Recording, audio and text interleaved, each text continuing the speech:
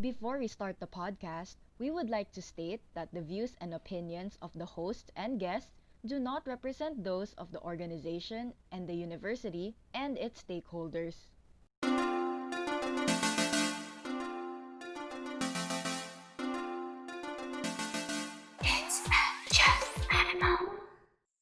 Annyeonghaseyo, 여러분! Welcome to Aja Animal's very own podcast called Aja Kaja Podcast. Hosted by, sabi ko sa inyo, Vote for Stray Kids sa Kingdom through whose fans, Nerissa Flores, and nandito na naman siya para sabihin Stream Mago, Dana C, where we talk all things Korean from the Pinoy perspective. That's right! Get to catch a glimpse of everything K-related such as K-pop, K-dramas, K-food, just K-everything in the Philippines. Tama! So, kamusta ka naman, Dana? How have you been?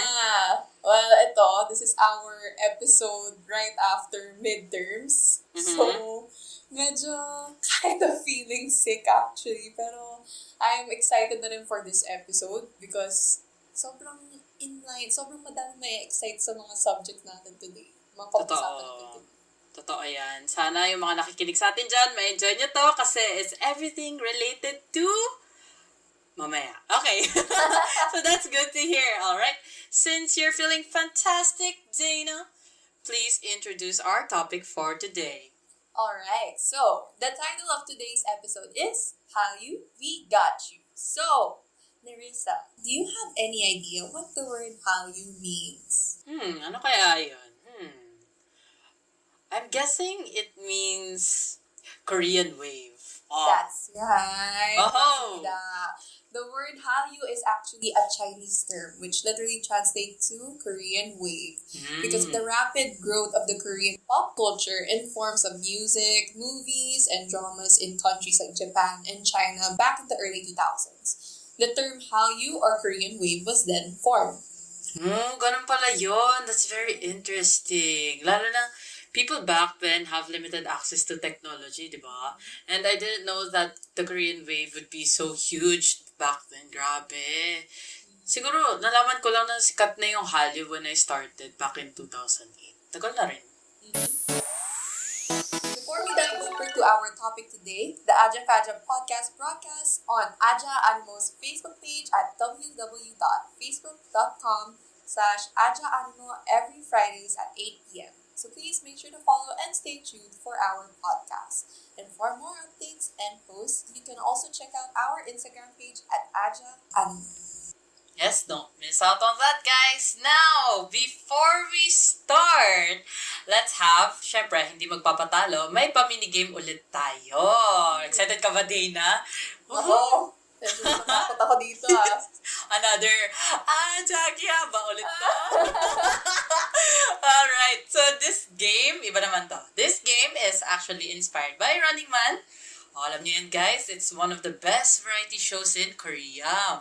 Well, Blackpink actually played this game and sobrang nakakatawa talaga siya, promise. So, ito yung mechanics. This game can actually be played with your friends as a drinking game. The goal of this game is to make sure your opponent's speechless by asking questions they won't be able to answer in the span of 5 seconds. In the span of 5 seconds, you should be able to give 3 answers to the question. So, for example, what are 3 things you dislike about Aja Animal? And then, if for example, you can answer it at all kasi, well, there's nothing to dislike about Aja Animal. Amen. So then, the person who couldn't answer then loses. So, ganun lang yun. Alright. So, may pa 5-second rule pala to. Yes. Ang hirap naman. Pero sige, let's Pressure. try. Oo. So, by this, sige, since kami lang ni Dana nandito sa episode na to, sige, Dana, galingan natin. Oh, kaya mo yan. Mananalo ako. Wow! Confident! Fire sign. Alright. Fire sign dito. Okay, ano ba? Ako mo muna Sige. tanong. Gusto mo ba magano tayo? Kawi Bible. Taray, sige. Pa-Korean tayo. Okay, guys. So, sa mga nakakaalam dyan, syempre alam nyo na to. Kawi Bible is rock, paper, scissors in Korean. So, sige. Sino mauna sa amin ni Dana? Hulaan nyo na lang sa reaction namin kasi di nyo kami marinig. Alright? Dana game. Kai. Bye. Boo. Oh. Mahirapan tayo sa Sige, isa pa. Sige pa. 1, 2, 3, no. Kawi. Bye. Bo! Oh. Ayan na po, guys. So, natalo na po si Dana. So, sige. Anong gusto mo? Ano, ikaw mamili. Ay, ako pala dapat mamili. Kung mauna ako. Sige, mauna ka na lang. Ako para masaya. Oh, sige, go. Okay. Give 3 reasons why matatalo ang Stray Kids sa Kingdom. Oh! That's a tough one! So, with this 5 second start. What? That's a big blow. Wait lang, ha? Anything about that is okay. 4. Okay. Guys, disclaimer lang to. Hindi to. What I'm saying is just, sige. Please lang. Okay. Baka awayin ako eh. Sige, Ayan, go. wala. Binagbigyan kasi ni Nerissa. Mabenta ka Okay. today. Ay, buti na lang. Ito, sige. Give your top 3 na lang sa discography ng Stray Kids. Oh, sige. By album ba o by song? Album o song? Song. Song? Okay, sige. Okay, fine. Voices, God's Menu, tsaka Another Day. Okay, Buzzer Beater. Okay, Yes. okay. Okay, ikaw naman. Sige. Ito madali lang to kasi mabait ako. Okay. Alright. Give me 3 things you want to say to Joshua Hong. 5, I love 4, 3, Kita 2, na tayo na. 1. Oh, buzzer beater ulit! Nice one. Joshua Hong, take note na, please. Sabi ko sa'yo, mabait ako eh. Alright, ikaw naman. My turn. Okay. Gagawin ko bang controversial? Hoy, what? Maawa ka sa akin. Pwede ba ang top 3 worst? Pwede ba yung ganung question? Oh my gosh, I'm not sure.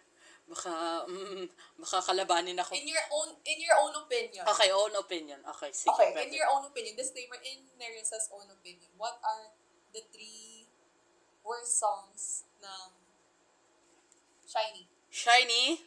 Oh my God. Oh my gosh. 5, Okay, 4, Lucifer. 3. Odd Eye. Oh my God, why I'm just blubbering out. Replay. Replay? Why did I say that? I just blurted out, guys. I'm sorry. Shower. Actually, nagulat ako sa Lucifer. It's for, no, I just blurted songs. Guys, no. Huwag kayo maniwala. Huwag kayo maniwala doon. Baka away nila ako. Replay is my soul. I guess, ano ba? Is this considered as a win? Best of 3 ba to? Sige, best of 3. Para masaya. Oh my God, kinabahan tuloy ako dun sa Shiny song. Ang sama mo. Bakit tinatarget yung mga favorites ko? Love you. Actually, kaya ako naisip Shiny kasi feeling ko talaga may hirapan ko. Oo, totoo naman. Okay, eto, sige, kakalabanin kita since sinabihan mo ko dyan. Okay, give me 3 songs that you think will overtake Mago. Go! 5, 4, 3, 2, 1. Wow! Oy! Palaban! Hindi ko alam yung mga songs na yun. I think I need to stream those now. Puro G-Friend. Puro G-Friend yun? Okay, sige. Noted. I should listen to G-Friend more. Okay. Grabe ka naman. Napaka-ambassador mo ng G-Friend. Please talk to me na sa Weavers. Mag-reply na po kayo sa akin. Ayan, Hirapan sige. ko translations ko. Dana, last na for you. Taray, walang natatalo sa atin. Okay, palaban. Palaban. Top 3 idols you would be best friends with. Oh, syempre, Bang Chan, Haji, Song, tsaka So Chang Bin, my Sriracha babies! Sarap talaga, gusto ko talaga sila tropahin, I swear. They're so fun to be with. Every time na nag-VV live sila, grabe talaga tawa ko. Parang lang sila makatropa ko nung high school, ganun. Ganun kasaya, ganun sila ka-cute. Okay, sige. Ang hirap nito ha. Ito, last na. Ayaw magpatalo ha. Papatalo ka sa akin, friend. Tatalunin kita. Okay, eto na. Be ready. 3 things you hate about me. Go. 5, 4, 3,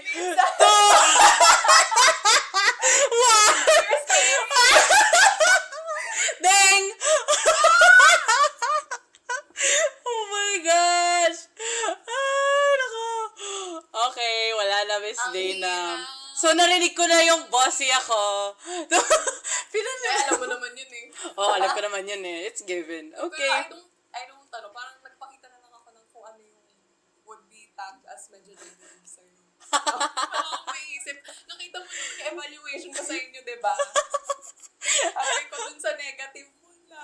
Matulog ka na. Magpahinga ka na. Ayan. Okay, so, since natalo si Dana, buti na lang walang penalty, Dana. Magpasalamat ka, hindi to face-to-face. Sana hindi yung nag-try. Alright, so, I guess, sige, that ends our mini game. Well, we both enjoyed naman. Mukha tignan nyo naman yung mga tawa namin, guys. So, sana nag-enjoy din kayo. Ayan. Okay, so, let's move on to the next portion of this podcast. Again, we would like to reiterate that the views and opinions of the hosts and guests do not represent those of the organization, the university, and its stakeholders. Alright, to tackle our topic of Hallyu wave, we need to understand what is this Hallyu wave and how did it start? Ikaw, Dana, what do you think? Kailan ba ito nag-start? For me, I think, diba, there was, before in the early 2000s, there was a boom of Asian, like the Asian wave of dramas, like andun yung Taiwanese, Japanese, Chinese, and as well as Korean dramas. So I think doon talaga yung nag-start yung mga favorite shows ng mga parents natin, yung mga titas natin, I remember them too well. And sumunod na lang din yung K-pop, starting with Super Junior, U-Kiss, 21, Wonder Girls. And I think it really started there, in the Philippines at least. Totoo. Sumikat talaga yung Korean culture. Bigay lang sila ng drama, pinakita lang nila yung mga artista nila. Grabe, nag-spread wide talaga worldwide, hindi lang sa Philippines. So, Dana, speaking of K-drama, ano yung naalala po ba yung pinakaunang K-film or K-drama na napanood mo? Oh, that's hard. Throwback na throwback. Oo nga eh. I do remember yung mga shows like My Girl. Yeah. Princess Ours. Ours, yeah. Stairway to Heaven. Classic. Oh my gosh. Yun yung mga nalala ko. Ikaw, Nerissa. Ako, ano ba yung pinakauna? Ayun, yung Princess Ours. Crush na crush ko pa yung bida doon. Sino pa? Ano pa ba? Ano na yun? Siyempre, yung Boys Over Flowers, hindi makakalimutan. Ayan, diba? yan talaga. Oo, palabanan yan eh. Kung sinong bias mo doon eh, si Gu Junpyo. Ang daming choices ng boys. Oo. Ayun. So, back in the 2000s talaga, there was no websites pa for streaming. And if there was, not everyone had the device to stream it on. So, people were most likely glued to their TVs, ganon, and that's how they got to first know about Korean culture, aside from books, or mga Korean friends, or yung history. Ayun. Ikaw ba? How did you discover Korean culture? Well, guys, kung gusto niyo malaman yung story ko, nasa first episode, pero sige, give ko lang yung short na background. So, yun nga, guys, nung nakwento ko sa episode 1, I discovered Korean culture nung, when I first heard about Shiny. Kasi dumaan lang siya sa playlist ko, dun sa Walkman ko, ayun. Then from there, I started learning about their culture through watching Chinese variety shows, and so on and so forth, until I discovered Korean dramas, and then the language itself, ayun. Ikaw naman, Dana. Ako from friends, and siguro buti na lang YouTube was already a thing. Although, hindi na before, kasi talaga, it would only be recommended to you if you really search for it. Hindi siya yung talagang yung, what do you call it, the algorithm. It wouldn't really show like yung ngayon, yung mga trending videos. I remember seeing Wonder Girls. Tapos, yung kay Sandara Park na lang, I know that she was Filipino. And then, akala ko din Filipino siya. Ay, ayun. Alam ko kasi, di ba, she was here. Yun yung naalala ko. I thought she was Filipino. Ayun. And then, ayun, there was a friend who wanted me to join her. Parang, dali, maging fan ka na din. So, ayun. I am now 11 years, 11 years a fan. Taray! Mga ano naman pala. Experience. Veteran. Veterans. Ayan. Ayan. So, going back sa K-drama, alam mo ba, the first Korean drama aired in the Philippines but didn't gain a lot of attention was the successful story of a bright girl, which was aired in GMA back in 2003. Tapos, yung K-drama that really paved the way for Hallyu in the Philippines is Endless Love 1, Autumn in My Heart, which also aired on GMA 7 in 2003. Kaya, grabe 2003, 3 years old pa lang ata ako diba? Early 2000s talaga. So how exactly did it become a cultural market of its own? It began around 2008 to 2009 in the Philippines with groups like Super Junior, Wonder Girls, 21. Okay, so quick game nga. At least, name at least 3 songs from either of these groups. Easy. Oo, yan. Sige, yung mga given, yung mga alam ng mga tao. Sorry ng Super Junior. Nobody. Ng Wonder Girls. Tsaka, I Am the Best ng 21. Yeah. Chalaga. Oh, pa. Isa ka. Ay, sample. I'm about to be... Nakalimutan ko na yung lyrics. Ano ba yan? Anyway. So... Ano ba yan? So basically, these groups paved the way for K-culture to be known throughout the Philippines. So, Totoo. do you remember yung first impression mo when you saw these groups or these, yung songs nila? Did you fall love at first sight? Sa tatlo? Well, when I was young. Kasi di ba, yun nga, tulad ng na-mention ko kanina, Shiny yung pinakauna ko naging group.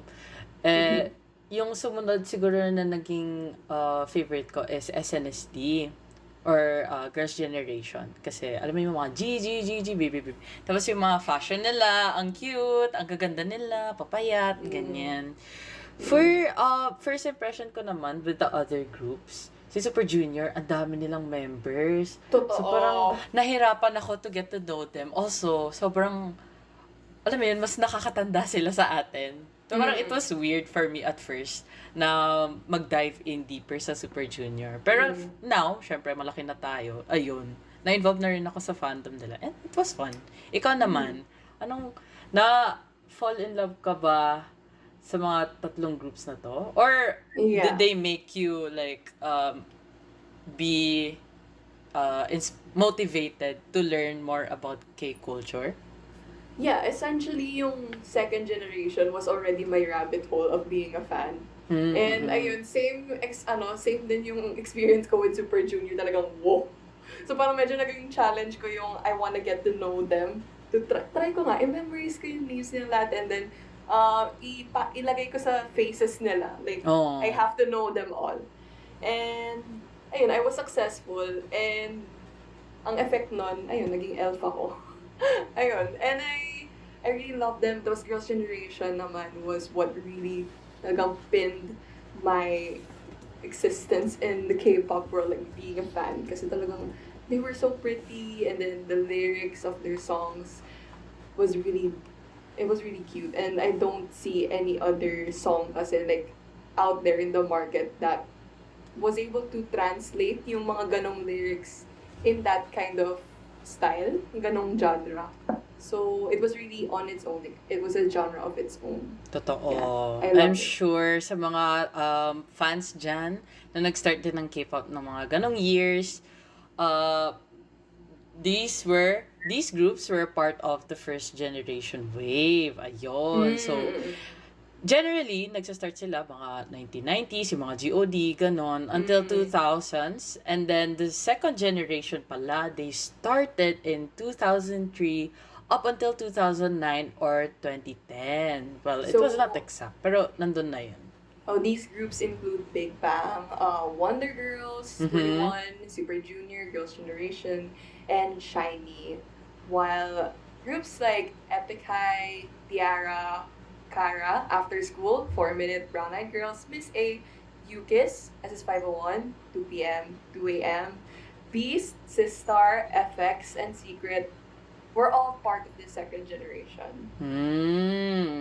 Natitrigger ako sa mga ibang pangalan dyan, Oo nga eh. Parang matira matibay. Oh, those were the years talaga. Marami na rin, sa ngayon, marami rin groups na from second gen. Parang nag-evolve na sila into another group. Bale, they changed their name. So, I guess, Like Beast. like Beast, naging highlight, ganon. So, I guess our listeners know about it too. Sige. Siguro bago tayo mag-compare ng groups, our generation, isa-isahin muna natin yung mga generation para at least makatake down notes din ang listeners natin. So, nung second generation pala, this is when music videos started airing in local channels and because of that, the fandoms in the Philippines started10 grow. So, in 2010, may mga K-pop groups and idols like, kunyari, si Shiny, si 4 Minute, FT Island, the band, Super Junior, U-Kiss, Beast, visited in the Philippines to perform, which, syempre, obvious naman, mga K-pop fans nabaliw na doon at nagsipuntahan. Ikaw ba, nakapunta ka ba sa mga ganong concerts back in the day? Actually, no. Wala. Kaya ang nakakagulat na yung makikita ko yung when I really became a fan and talagang nag-search ako. Parang, gaya na pala dito yung group na to, yung artist na to. Like, wow, nagkaroon ng ganyan. Sayang Totoo. naman. Hindi ako umabot.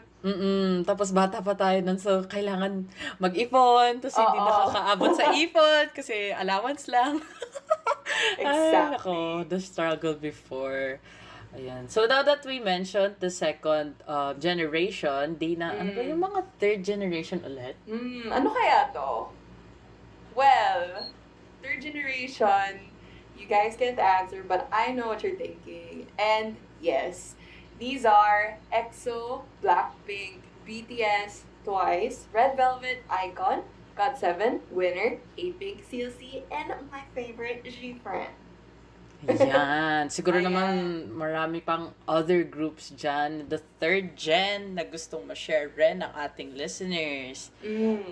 So, sa third gen naman, ano kaya magandang question for you, Miss Dana? Ito na lang. Obvious naman siguro kung tinanong ko pa to sa'yo. Sino ba kasing favorite group mo sa third gen at bakit mo sila sinastan? Feeling ko na alam na pati ng mga listeners. Okay, so, basically, my stan groups are really 17 and G-Friend. And 17, I'm gonna really make it short and simple. I just I love them all, but Joshua Hong, the love of my life, is there. And as for G-Friend, I really love how uplifting their songs are and their story because it's like BTS. They basically started out of nothing and now they are gorgeous witch queens. And they got a lot of backlash before and they're really rising up now. So it's really empowering. Ikaw naman, Nerissa. Siguro out of the ones that you've listed, meron talagang isang ultimate group ako dyan which is si BTS. Ayun. Same as you naman, na nagustuhan ko talaga sila because of their story also. And also the lyrics that they have, napaka comforting niya. At the same time, parang may mga songs sila na in your face na parang sarap gamitin pag kunwari nag-workout ka, ganon. Ayun. But as now na BTS, sumisikat sila and nag-spread na sila worldwide, I'm so proud of them. Because for me, I started studying them when they were like babies pa until now. So, yun. Really proud. So, this wave really further consolidated Korean culture to be dominant, not just in Asia, but around the world. So, Totoo. especially in the West, like you said, BTS. And there's also Blackpink, which appeared on American shows such as The Tonight Show with Jimmy Fallon, The Late Late Show with James Corden, and Good Morning America. Their fame brought positive aspects such as raising awareness in Korean culture and political issues to the attention of American audiences. Totoo. Ayan. So, since napag-usapan na natin yung third generation, syempre, di natin makakalimutan yung current generation ngayon, which is yung fourth generation. Well, people are still unsure how to define the fourth gen of the Hallyu wave, but a lot to speculate this fourth generation. So, sa mga mga bagong stands ngayon and mga old stands who want to get to know the new groups. Listed are ITZY, aespa, and Hypen, TXT, and Stray Kids, and many more. Ayun. So for you, Dana, kamusta naman ang 4th gen para sa'yo? Since you started from 2nd gen until now, kamusta naman si 4th gen? To be honest sobrang nakaka-culture shock pa rin yung 4th generation right now, even though I never really left K-pop. But I could see how things have shifted. And I don't know most groups actually. But I do stand one specific 4th generation group, which is Luna. Yeah. Ikaw, Nerissa. Well, given naman, guys, sa intro ko pa lang. Sino kaya? Sino kaya? Well, for me, it's Stray Kids, guys. Ayan. So, it's, their story is same. No, it's not same. Pero, I really love their story also. Basta mahilig ako sa mga groups na maganda talaga yung backstory nila. And Totoo. you see how they improve from time to time and every comeback, mga ganon. Ayun. So, why do people get so attracted to these boy groups, girl groups that sing and dance Korean music? Feeling ko, well, talking to our perspective, feeling ko same lang din with other people. For us, siguro it's because of how catchy their melodies are, mga ganon, yung mga energetic dance choreo nila, mga aesthetic na MVs, ganon. And most especially, how attractive and charming the idols are. Come on. They're very diverse, lalo na sa mga themes nila when they perform, every comeback, iba yung iba na naman yung story or kadugtong nung dating story which others get interested in. Ayun. Pero, I think there are these 3 K-pop songs na I bet the Philippines has it has been really viral in the Philippines. So, for sure, guys, kung nabanggit ko tong tatlong ito, alam nyo na yan. One is Gangnam Style, the second one is Boom Boom, and the third one is Sorry Sorry. I hope that does ring a bell to you. I'm sure naman narinig na nila yan sa mga birthday party that they go to. Totoo. Or sa bus, maririnig nila yan. So, other than the music, diba, it's really recognizable. And then another thing that you can easily notice is K-pop music videos are different from the usual music videos that we see. Totoo. Their music videos are very complex, and rather than just having more setups and budget, K-pop music videos create this sense of depth in the frame. Also yung level of skill in dance achieved by idols, grabe talaga, ang babata. The more you're younger, the more energetic the dance routines are, grabe. And I think that most people are really attracted when they see like how dancing, how it's like an art. Yeah, diba? To the point na marami nang nagiging cover groups din sa Philippines, mga ganon. How synchronized the groups are, grabe talaga. So, ayan. Now na napag-usapan na natin ang 4 na generations, siguro to keep it short lang, how do we compare the generation now and then? Mas maayos ba siya? Or is it uncomparable? I mean, incomparable? I think they're all pretty incomparable, although ang daming obvious differences. It's siguro, in general naman talaga, generations have their own style talaga, and hindi mo pipigilan yung change in culture. But I think yung pinaka-evident na lang siguro is the style of music. There's a lot of advancements na in technology that has helped really change the sound that they make.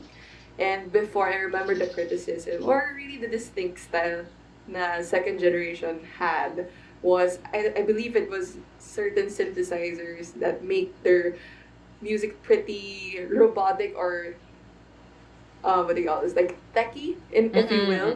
And sobrang halata pa yung style of using auto-tune. So I think that's pretty much the distinct style that each generation has. Siguro to compare the generation now and then, feeling ko kasi yung generation ngayon, mas marami silang opportunities from the not just the K industry, like idol industry, but many more across Korea. 'Di ba? Pansin mo yung mga mga idols natin ngayon, ang dami nilang sponsorship, ang dami nilang CFs. Ayun. So siguro nga pag may mga other generations pa na progress, kung ano yung mga nagawa na ng generation before until sa pag-progress niya, mas maraming opportunities pa sa mga bata. Mga bata! Totoo. Ayun. Actually, speaking of idols naman, can we talk about the uniqueness of K-pop fans? Because I just had a thought that there are actually some fans who go beyond the usual standard of a fan. First would probably be the willingness to learn the language of Korea to be able to relate more to the idols, di ba? Ay, totoo yan. Also, di ba, actually, tayo na rin, alam natin to, we had a hard time waiting for music video or content in general to be subtitled. Totoo. So, talagang we would have to learn or talagang hihintayin natin, sige, maging patient tayo dyan. Oo. Actually, speaking of subtitles, dun din talaga nag-spark sa akin na, ayoko na maghintay lagi. Kailangan ko na matuto mag-Korean. So, from there, I guess the listeners can relate to it too, guys. Diba? You start from Hangul first, and then you just continue watching your idols. Pag tumawa sila, tatawa ka din. Pero at the same time, nakukuha mo na, nakigets mo na yung mga words nila na binabanggit. And like, magigets ka to. And that's how, I guess, some fans progress. So, galing nila, diba? Parang, in a way na because of this, napilitan talaga tayo to really dive into the Korean culture. And this is what really made K-pop contagiously popular all over the world. And let's not forget that all this is possible through technological advances made by people. Totoo. And so, now that we talked about the K-pop Hallyu wave, siguro now we can dive into K-dramas or K-shows. Okay. Sana marami kayong natutunan regarding the K-pop generation. If may gusto kayong i-share, go comment down to our Facebook page. Ayan. Now, let's talk about K-drama or K-shows naman. Let's start with a simple question. Dana. Just go! Ito na naman tayo. Give me 5 K-drama or shows you've loved and finished. Sige nga. Okay. The Great Seducer. Di ko alam yun. Sige, go. Si Moon Gayong. Playful Kiss. Yes. Classic. My Life with Another Star. Goblin. And... Oh my god, this is hard as someone who doesn't really watch. What was this? Hold on. I'll just give a random, Sige, the K2. go. The K2. Yeah. That's nice. Yeah, hindi ko pa naman napapanood, but I just thought of it. And so what made you like these K-dramas that you've watched? May natutunan ka ba doon? Aside from mga love life. Actually, for me talaga, it gave me a taste of Korean culture. And alam mo yung effect after watching a K-drama, parang medyo you kind of wanna eat the food that they have. And yung yung certain mannerisms nila, like how respectful they are, yung mga, how they have to support their arms whenever they have to be respectful, mga ganun. Yun yung mga, you get a glimpse of how it is really in Korea. Totoo. Alam mo, para sa akin, what I like about these K-dramas is that they always offer refreshing takes on common themes. And of course, let's not forget about these plot twists that keep us on our toes. Nako talaga, yung mga ganyan. Yung kunwari, okay na lahat. Tapos sa dulo pala may plot twist. Nakaka-stress, pero at the same time, parang you learn something from it then. Parang not everything is, siguro, not from other K-dramas, not everything is a happy ending. Yung mga ganon. Biglang nagsenti. Actually, what makes it extra cherishable for us Filipinos is because of the common themes such as, love, family. Recently, ang daming family K-dramas ngayon. And then, That's mga true. friendship. Ayun. And I honestly think now why we are all in love with K-dramas, and aside from our own Pinoy teleseries, it's because the overall quality of Korean dramas are a bit, they're produced in a different way. And whether Mm. it is cinematography, actors, equipment, editing, story, Korea has a bit of their own distinct flavor when it comes to making their own dramas. However, there are beautiful gems in Pinoy shows and teleseries as well. So, I guess that one of the reasons why Pinoys are in love with Korean food also is because of the Korean shows, di ba? Tulad ng nabanggit natin kanina. And the way they present food actually entices and seduces Filipinos like, you know, low-key mukbang. Ayan, okay. So, gutom tuloy ako. Like what I said a while ago about how they really put an effort in kahit sa mga, sa mga food shots nila, they really put an effort. So, talagang may entice talaga yung mga nanonood. Totoo. So, going back to how excellent the production quality is in Korean dramas, it's highlighted in the rarity of South Korean dramas extending their broadcast run puts pressure on the cast and the production crew to always give it their best because each episode counts. It also makes planning and management easier because your budget and your resources are only good for 16 to 24 episodes. Totoo. Kahit ako nagugulat ako. I agree with you. Alam mo yung alongside the scenic cinematography, syempre they mix it with such great OSTs din. Grabe. Ang dami mga magagandang OST na, alam mo yung kahit matagal mo na siyang napanood, pag narinig mo lang yung OST, parang may nostalgic ka. Parang, oh, I've watched this before, yung mga Almost Paradise. Oh, di ba? Maalala mo agad yung, ay, naalala ko na dati, yung mga napanood kong episodes. Tapos, plus pa, their casting is just amazing. First, they always cast, yung mga talented actors dyan. Pati yung mga supporting actors din. Kahit paulit-ulit mo na silang nakikita sa K-drama, every time they come out, napaka-versatile. Iba agad yung pinapakita nila. They become better as they have other K-dramas that they work on too.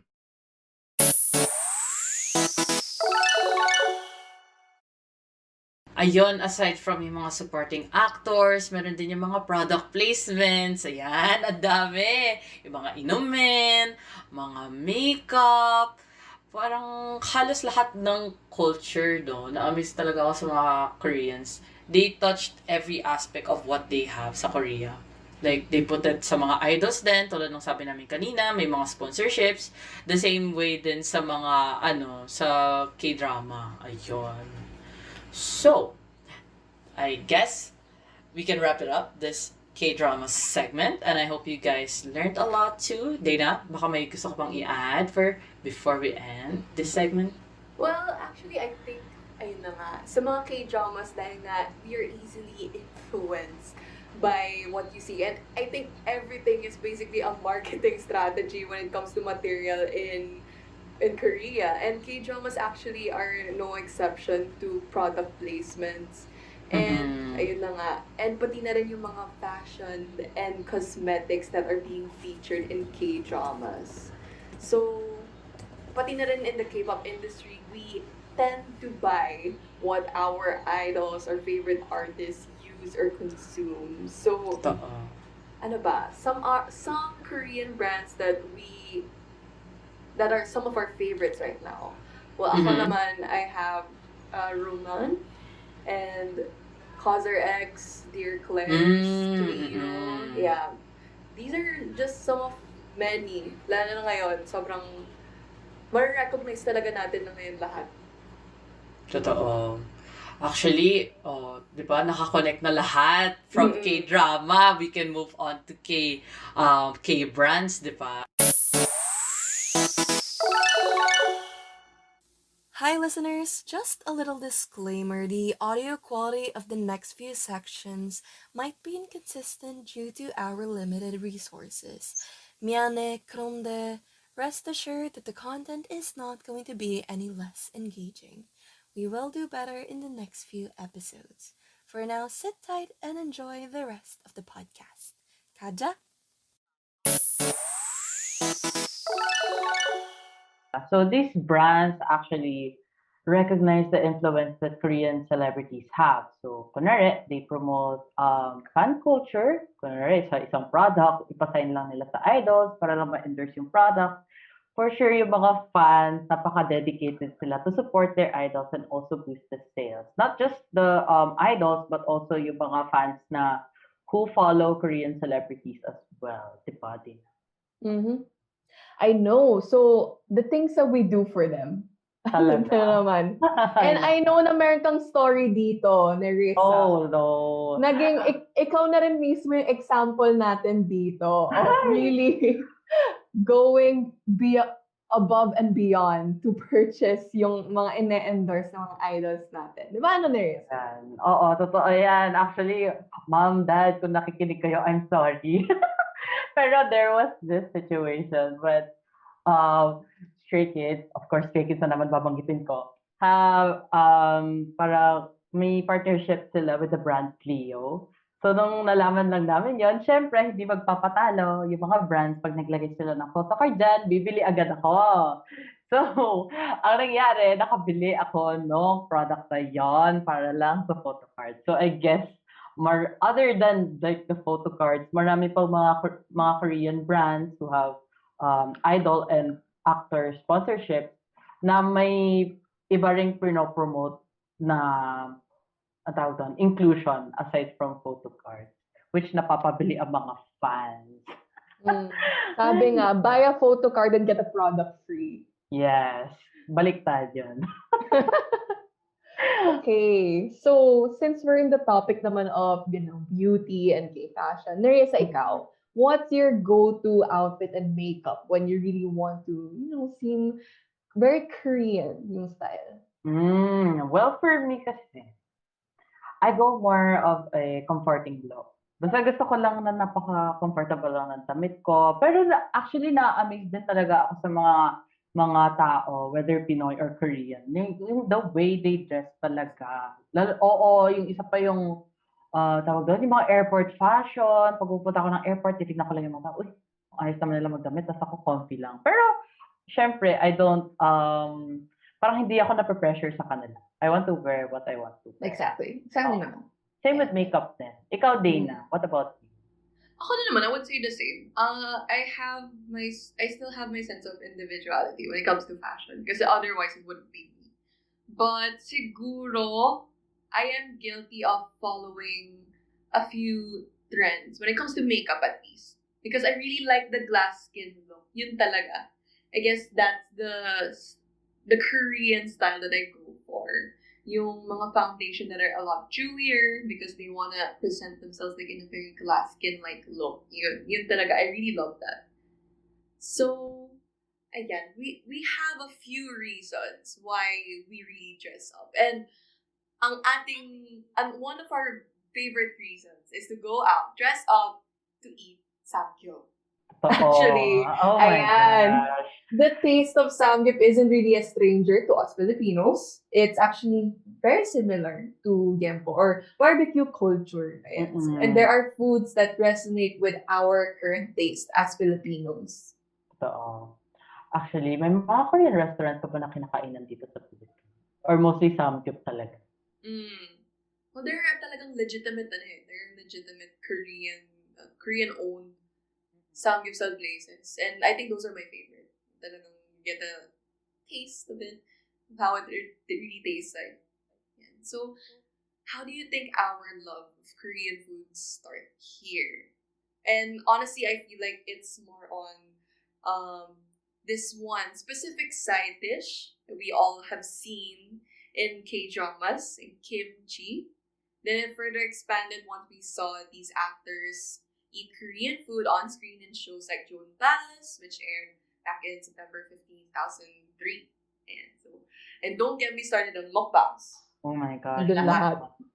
They're always my go-to, like if I want to eat something but I can't have it, I just search on YouTube Korean foods, like for example, yung mga favorites ko, mga tteokbokki, bimbap, mga kimchi jjigae, ganon. Ikaw ba din na may mga favorite ka bang K-food aside from samgyeop? Fire noodles. I swear. I swear by this. Alam to ng mga friends ko. I really love fire noodles. And Talaga, yung mga nakakaya mo mukbang. yun? Oo, masarap siya. To everyone listening, try eating it with milk and cheese. I swear, it's gonna be milk and cheese. Sabagay. It's the best. That's It kind of lessens the spice. Yeah. yeah. It kind of lessens the spice, but it's really, really good. Ayan. So,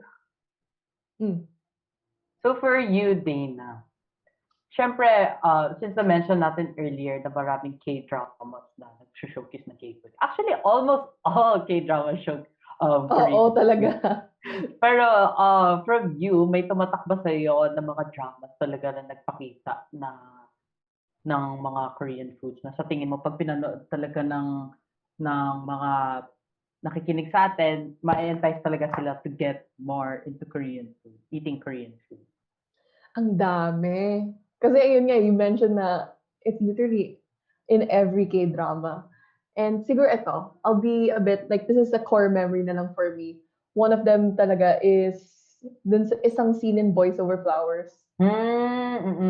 Yung kumakain si Jandy ng ramyun. And dun ko din nakita na most Korean, well, because of her, nag-start na rin ako mag-eat ng noodles from the pot. Usually I would put it in a bowl, but and actually that's more efficient to just eat it from the pot itself kung tinatamad ka maghugas ng plato. Ayan. What about you naman, Nerissa? What are your K-drama, K-food influences? There's this one particular K-drama na every time talaga may episode talaga. Kasi di ba yung mga actresses, pag sa mga roles nila sa K-drama, usually they eat either a healthy one or they just eat ramyun. Pero ito talagang drama na to, yung bida, napaka inspiring to eat a lot of K-food, which is, I think everyone knows this. Si weightlifting fairy Kim Bok-joo. Namiss ako sa kanya, tsaka sa tropa niya. Alam mo yung, meron talagang one scene doon. Pinakita nila yung steps kung paano ka kumain dapat ng samgyup. Yung mga food tips niya, grabe talaga. So if you guys want to know kung ano yung mga tips na yun, go watch weightlifting. Wah! Nagbigay panoorin ko yun kaya. Oo, panoorin mo yun, maganda yun. Gawin kong mag-elevate ko yung eating experience ko. Sige, tingnan ko. Ayan. So, we talked about how K-drama really influenced how Filipinos now have the preference of eating Korean food. Pero actually, hindi naman din siya sisikat ng ganito kung hindi talaga masarap siya. And it really is really good. And ayan nga, as mentioned a while ago, it's pretty similar to the flavor palette of Filipinos. So it would really be attractive to us. Totoo. And sana sa buong segment na to, maraming natutunan ulit ang ating listeners. Ayan! So we've mostly talked about most of the aspects that made K-culture such an enticing and enjoyable culture like other cultures. So for everyone going back, Hallyu is considered one of the biggest cultural phenomena in the world. Since early 1999 pa lang, Hallyu has become one of the biggest cultural phenomena across Asia. And I guess I could say all over the world now, since South Korea is one of the only countries in the world, if not the only one, that has dedicated goal to become the world's leading exporter of popular culture. Di ba, Dana? To be more technical, one of the defining social trends of our times is a steady shift in global power from the West to the East. So medyo, this is my alley na international studies students. Hey! So, ayun, we could also refer to this shift of power to influence such trends like skincare and concepts of K-pop. So Western concepts are no longer the sole popular basis of occurring foreign or originated trends. So with this, siguro, as a closing question for today's episode, Dana, how do you think, do you think, that the Hallyu wave will still progress in the future, or I guess in the next generation? For me, I think it's still gonna progress. I don't know how, because even then, like I said a while ago, like the fourth generation was a culture shock, and I think it would continue to shock me because they're gonna have their own cultures as well. But with BTS really being up there to the Grammys, na rin, Parasite winning Academy Awards. Only recently, kita talaga natin na I believe that this is just the start of the big shift of really making Korean culture mainstream now. So I think the future generation would have a lot more to see when it comes to K culture. So, What about you, Nerissa? well, for me, I guess it will still be a big thing even in the future. Because as much as we know, like when you're involved in like the Hallyu wave itself, tulad nung word na wave, it does make you go along with it along the way. Kahit as you see other generations, like the new generations progress, nakikita mo talaga yung improvements nila, whether it be like a K-drama, K-film, even the K-food, they're expanding their menu, and also our idols, of course. Ayun. So feeling ko, habang tumatagal, mas nag-grow siya and it does become better than before. So yeah, for me, I think it will progress even more great in the future. Ayan. Yan. So I hope that, we hope that our listeners learned a lot from this episode. Syempre, hindi tayo magpapatalo sa song recommendations natin for today. Do you yun na naman tayo. have song recommendations for this episode for our listeners? Well, since good mood na good mood tayo today, and na-mention na rin natin about the generations ng K-pop. Sige, bibigay ako ng from two generations. If kaya. Okay. So first, song recommendation ko, I guess everyone knows this. Ito ang pambansang debut song na hindi talaga matalo-talo ng ibang grupo. It's Shiny Replay. Yan, guys. Mapapanunan mo yet po kayo sa kakakinig ng Shiny Replay. Paulit-ulit niya na lang, tapos idiretso na siya sa buong Shiny discography. Okay, second one is, sige, since Replay is a lively one, let's make this one more ballady. Ballady. Okay, I would like to recommend for this episode is Hug by 70. Yes, it's a very comfort song. And through this, siguro sa pag-release ng podcast na to, tapos na ang second week ng midterms week. So, it's good to listen to this, guys, to comfort you that you did well today. Yeah. How about you, Dana? May marirecommend ka pa ba for sa ating? Well, actually, I'm going the same route as you are. Gusto ko na rin i-recommend yung kanina na na-mention ko, which is Invitation by Jungwa. And it goes to show na sobrang ganda rin ng song na to by the many artists from each generation na talagang were able to cover it and were really, really good as well. So go check it out. If the original one isn't quite your style, then there are also other renditions. So check that out. Sobrang ganda niyan. I really love it. And I think that it's still, it's not too outdated. I really like it. So check that out. And my other recommendation is from a fourth generation group, but it's also a soloist. Luna is actually known for their pre-debut of having solo songs for each member, which is 12 members in total. So that's it, a solo song. And Olivia was the last one to be added to the group. And her solo song was called Egoist. And it's a really good song. And knowing how hard things are right now, the time of the pandemic, and ACADS, workload, everything in your home, personal life, it shows the song is really good in a way that it teaches you about how it's okay. And eventually you'll learn to love yourself again. And maybe you can start today.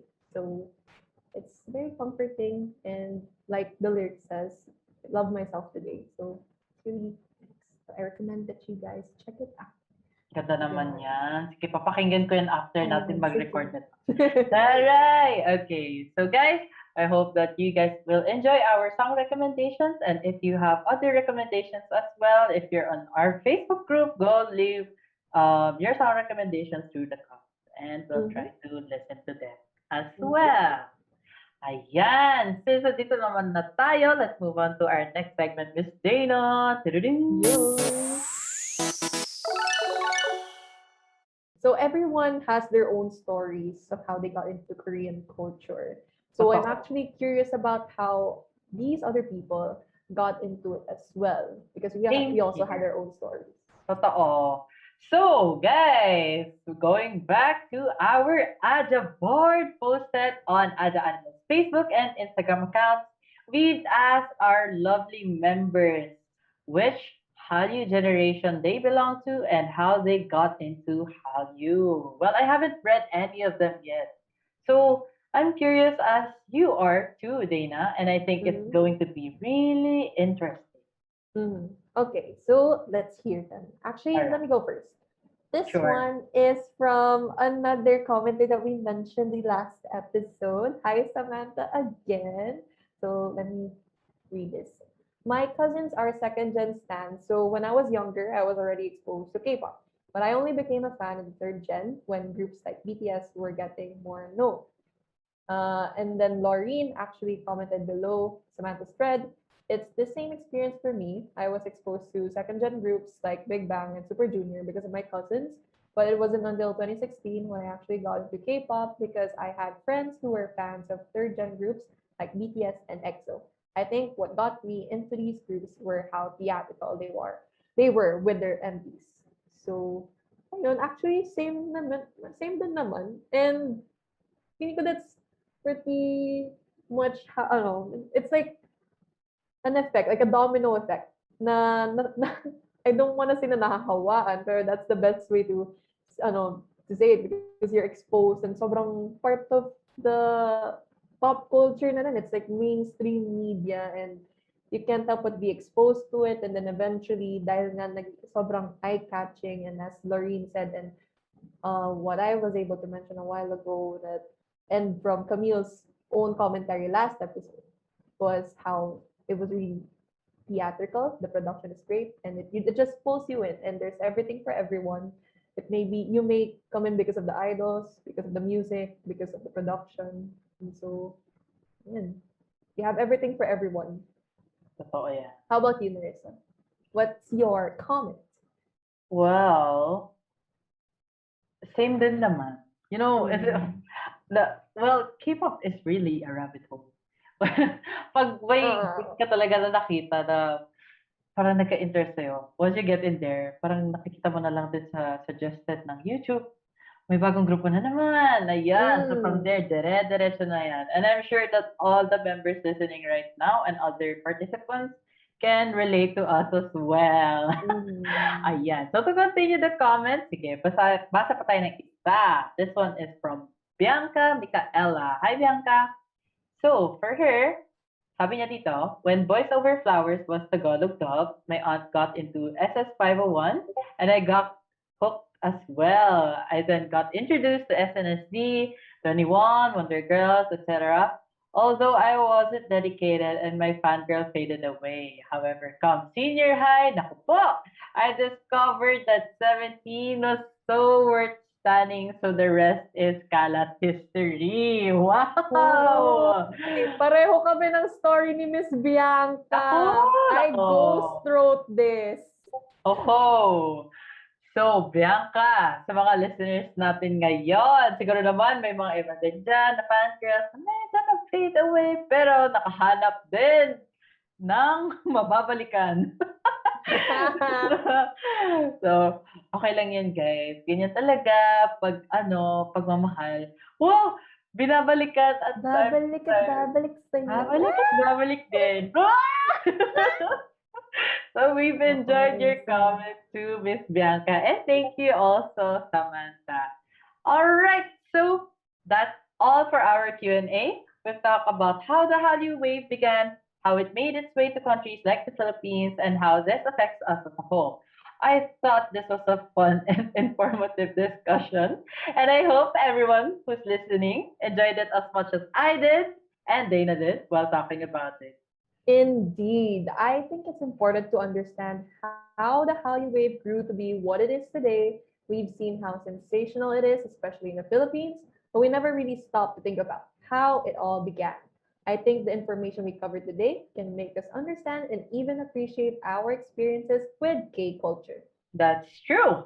I'm actually also looking forward to seeing what part of Korean culture can make its mark on our country. Ooh. Same here. In fact, our next podcast episode talks about cultural references in K-pop and K-dramas. So watch out for that next Friday. Can't wait to get into it. As we wrap up our episode, stay updated on our Aja Kaja podcast. Details by liking our Facebook page, Aja Animo. This is where we'll be broadcasting our episodes on Fridays at 8 p.m. And don't forget to follow our Instagram at Aja Animo for more information about Korean culture and Aja Animo's projects. Thanks for tuning in, everyone. Again, this has been Nerissa Flores And Dana C. on the Aja Kaja podcast. See you next Friday. 감사합니다. 감사합니다. 안녕. The views and opinions of the hosts and guests do not represent those of the organization, the university, and its stakeholders.